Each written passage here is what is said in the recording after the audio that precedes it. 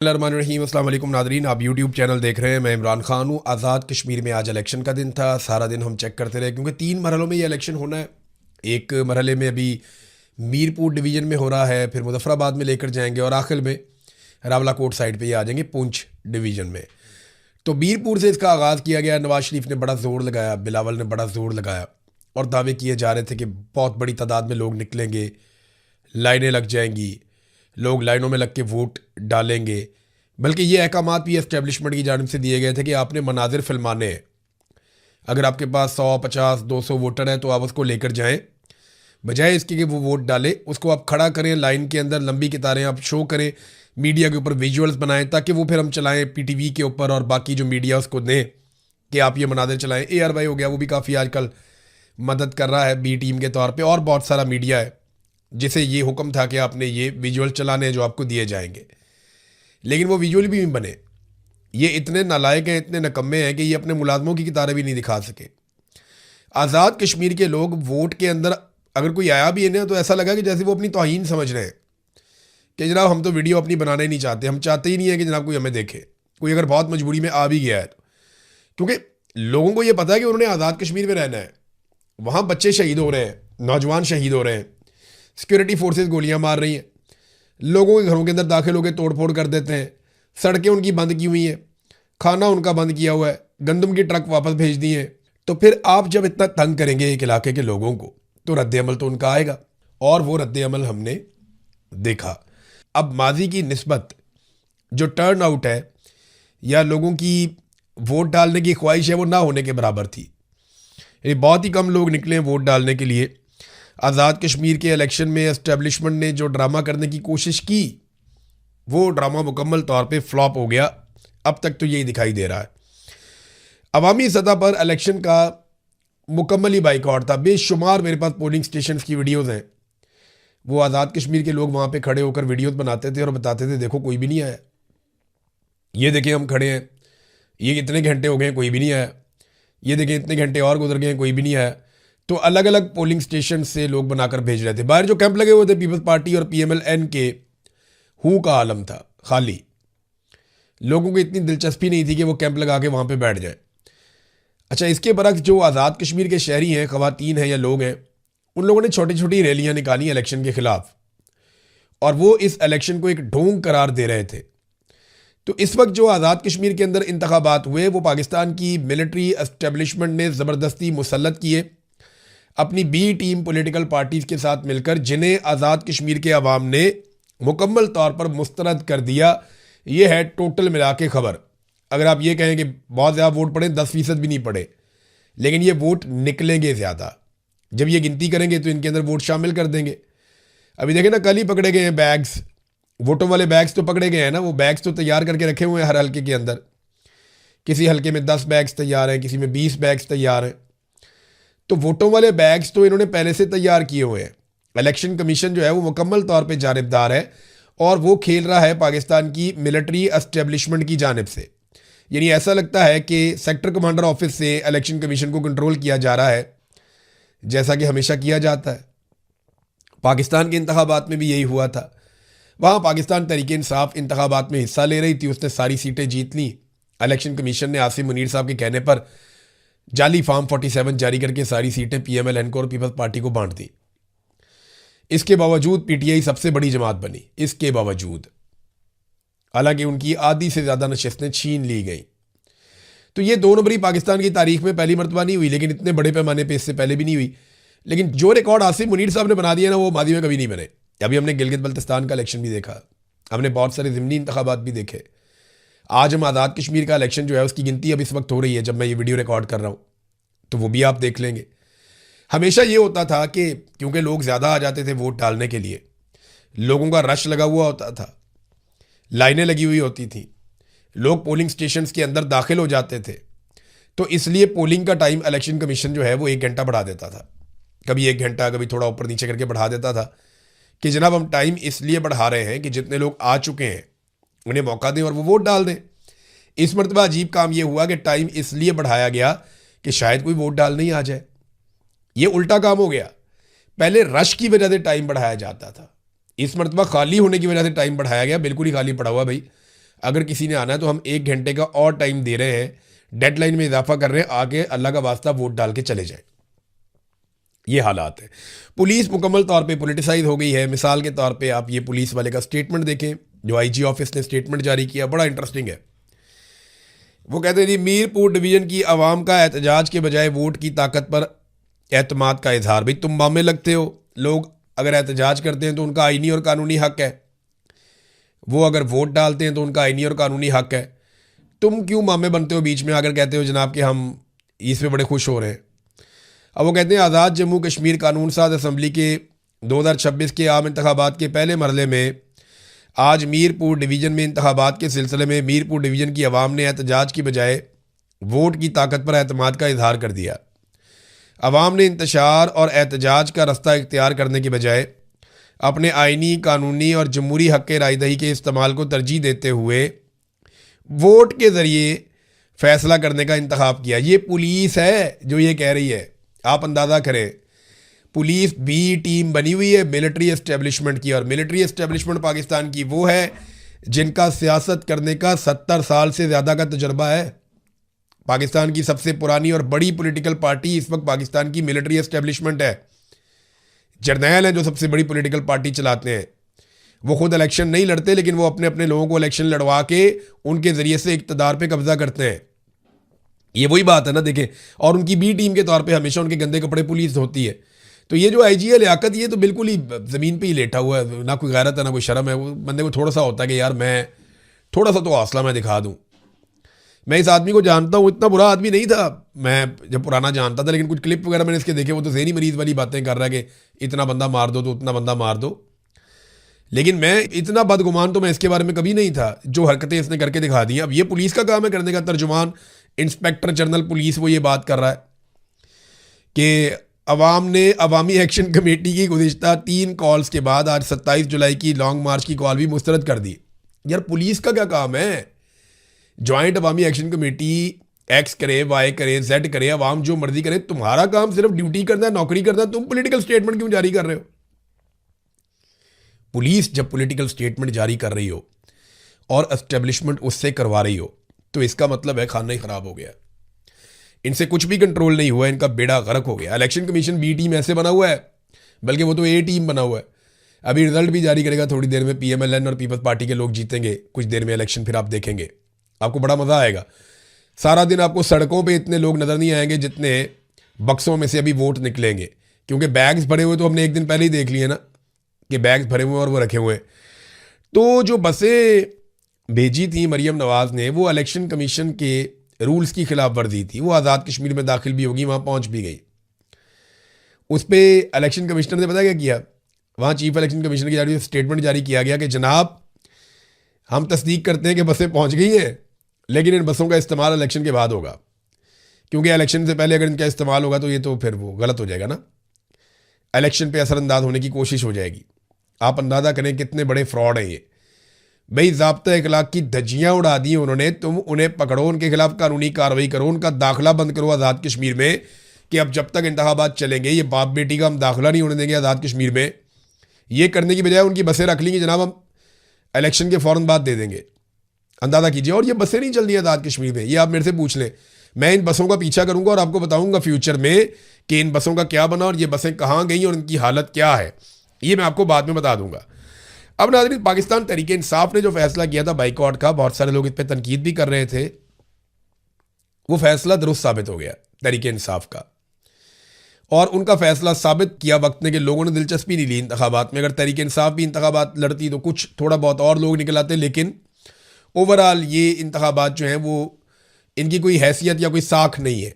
आलमी सतह पर भी नहीं होगी, आज़ाद कश्मीर में भी नहीं होगी, और ये इलेक्शन दोबारा करवाने ही पड़ेंगे। एक वक्त आएगा कि आपको दोबारा आज़ाद कश्मीर में इलेक्शन करवाने पड़ेंगे, क्योंकि ये हुकूमत कभी भी अवामी हुकूमत तस्लीम नहीं की जाएगी। जैसे पाकिस्तान में आपने मुसल्लत की हुई है, वैसे ही अगर आप मुसल्लत करके इसको घसीटते रहें और चलाते रहें तो आपकी मर्ज़ी है। जो हालत आपने पाकिस्तान की है उससे बदतर हालत आप आज़ाद कश्मीर की कर देंगे, लेकिन वहाँ के लोग फ़िलहाल डट कर खड़े हैं।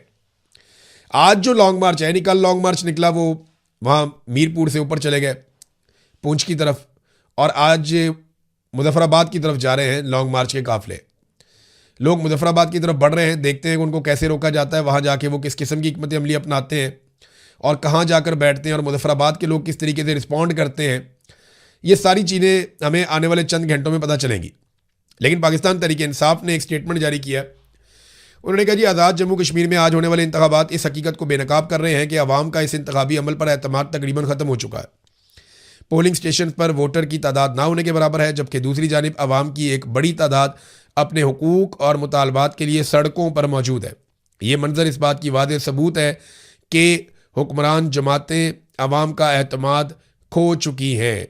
अच्छा, फिर उन्होंने कहा अफसोस की बात है कि आज वही जमातें इंतखाबी मैदान में मौजूद हैं जिन्हें अवाम पहले ही मुस्तरद कर चुके हैं। मुस्लिम लीग नून और पीपल्स पार्टी इक़्तिदार की बंदरबांट में मसरूफ़ हैं, जबकि कश्मीरी अवाम अपने बुनियादी हकूक़, मसाइल और हकीकी नुमाइंदगी के लिए आवाज़ बुलंद कर रहे हैं।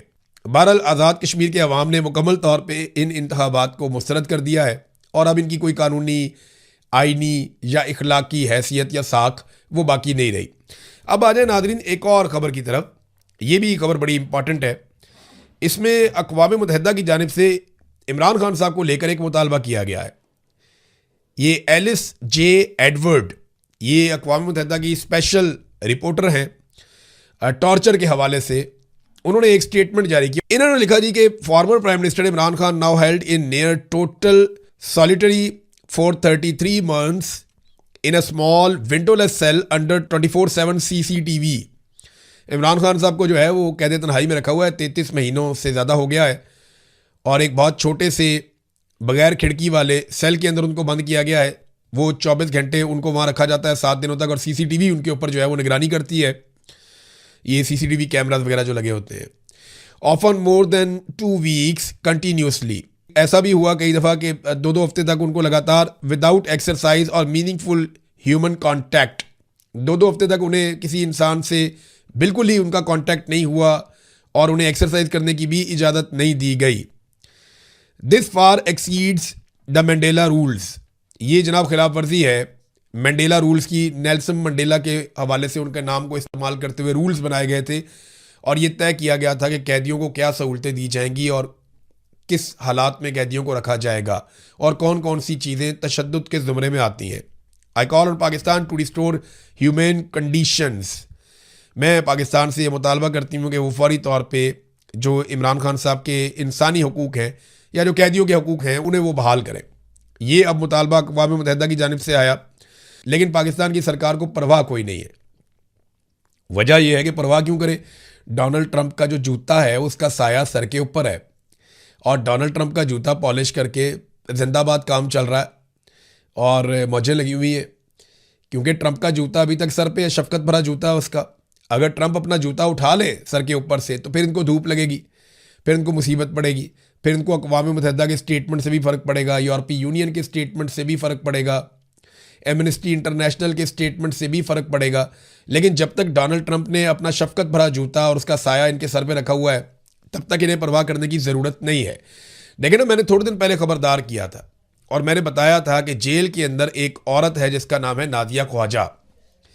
ये जेल के अंदर बहुत ही इलीगल एक्टिविटीज़ करती है और ये जेल में बहुत ताकतवर औरत बनी हुई है और ये दावा किया गया, जो मेरे सोर्स ने मुझे बताया, कि ये ऊपर से लेकर नीचे तक सबको खिलाती पिलाती है और इस तरह की औरतों को इस्तेमाल किया जाता है जेल में पॉलिटिकल ख़वातीन को दबाने के लिए, पॉलिटिकल ख़वातीन को निशान इबरत बनाने के लिए, और जो पॉलिटिकल ख़वातीन जिन्हें आसिम मुनीर साहब के गुस्से ने जेल में बंद किया हुआ है उन ख़वातीन की ज़िंदगी अजीरन करने के लिए।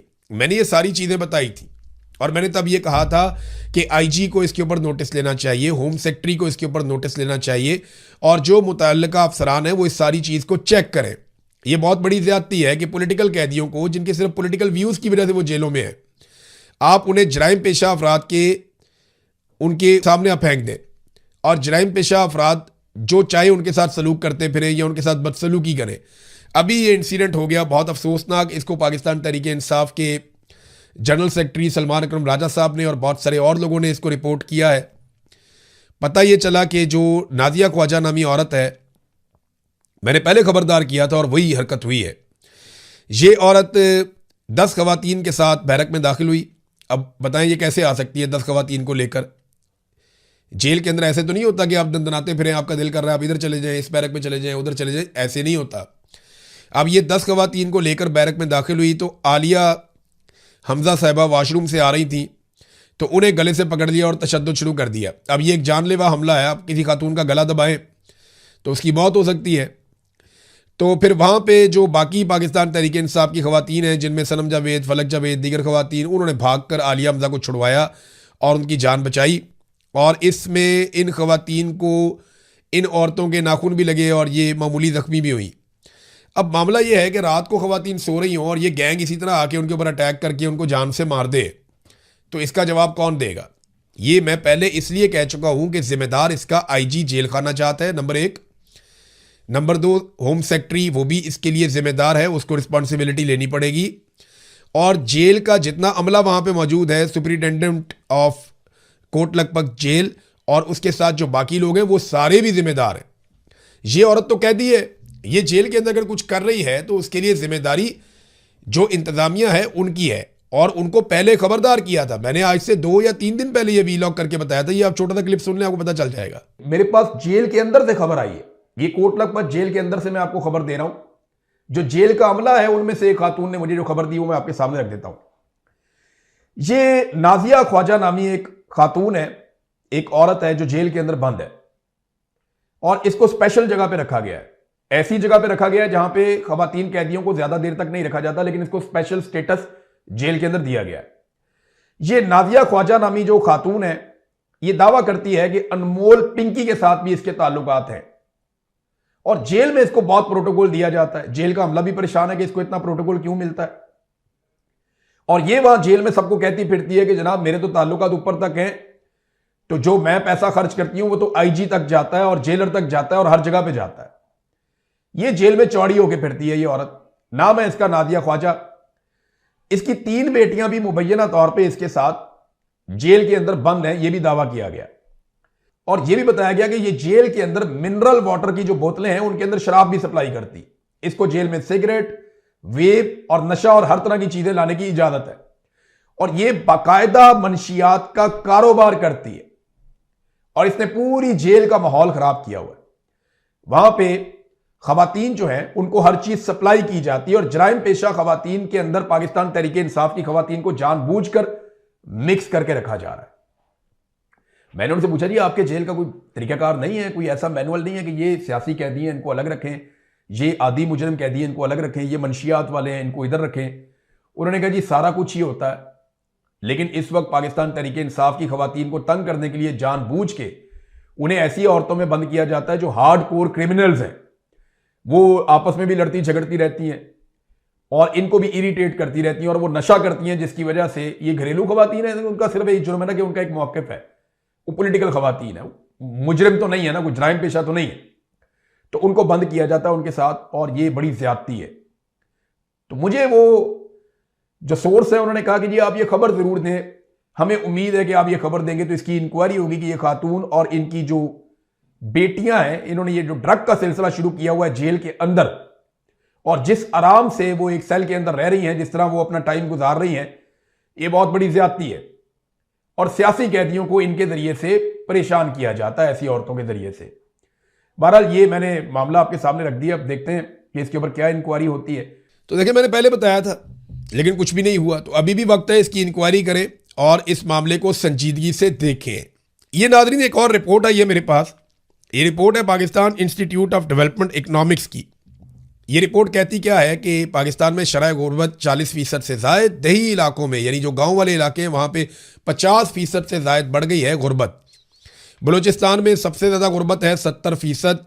वहाँ पे हम ऑपरेशन ज़रूर करते हैं लेकिन हम गुर्बत उनकी दूर नहीं करते, हालांकि मादनियात के नुक्ता नज़र से वो पाकिस्तान का सबसे अमीर सूबा होना चाहिए, लेकिन 70% गुर्बत वहाँ पे है। जहाँ दूसरे सूबे में बहुत ज़्यादा वसाइल हैं, जहाँ बिजली बनती है, जहाँ पानी के वसाइल शानदार हैं, जहाँ पे बहुत सारी मादनियात हैं, वो खैबर पख्तूनख्वा है, यहाँ पे 48% गुर्बत।